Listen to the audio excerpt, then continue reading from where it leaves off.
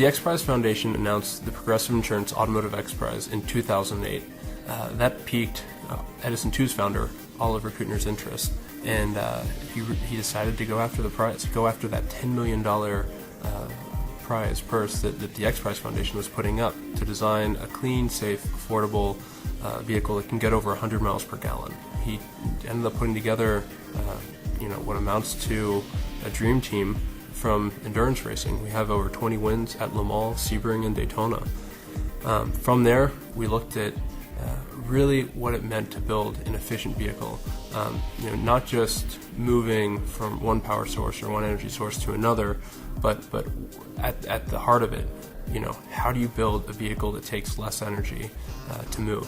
And what ended up coming out of that was the very light car. Everything was designed in solid edge. It gave us the tool we needed to accelerate the design in a very short time period, and within 2 years we were able to do the analysis that I was just speaking of, do the design work in solid edge, build 4 prototypes, compete in the X Prize on track, and then going into the labs and winning the mainstream prize, which is the $5 million prize.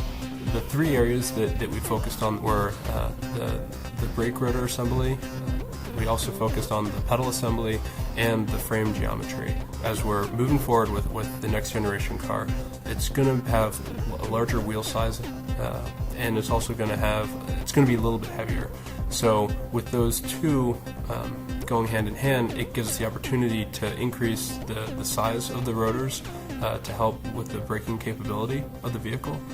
And in doing so, synchronous technology is a great way to make a modification like that.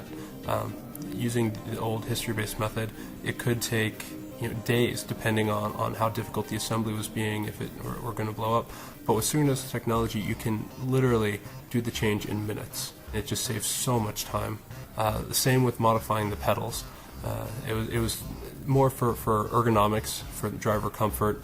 We had to bring the pedals down a little bit closer to the floor, and once again, that's not quite as complex of an assembly as the brake rotors were, but synchronous technology just made it absolutely easy to perform with parts that weren't designed in synchronous. They weren't designed to be modified in the way that synchronous technology allows us to modify the parts. The third area we focused on was the frame. As we move forward, we're having to modify the frame slightly. As we go through some crash simulation, we try to increase the energy absorption of the crash box with the frame. In solid edge, synchronous technology allows us to make the changes to the geometry just effortlessly. With the inner part linking, being able to move one piece and having it modify all the rest of the tubes. It's not just with tube design, it's also with parts and assemblies. You can move one part and it'll redesign the bracket and change the bracket so it fits. At the heart of the X Prize Foundation, they try to look at industries that are viewed as being stuck in their path forward. And they felt that the automotive industry sort of fit into that category. There hadn't been any drastic leaps in fuel efficiency for a while, and they were hoping that this prize could help spark a future generation of engineers to design cars that can get over 100 miles per gallon.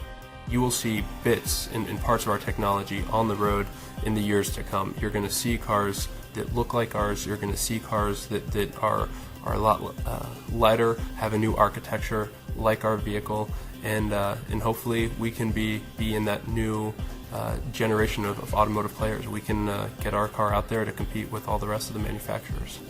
We are moving forward. We're developing our car. The next generation very light car is going to be designed just like the previous one, all in solid edge.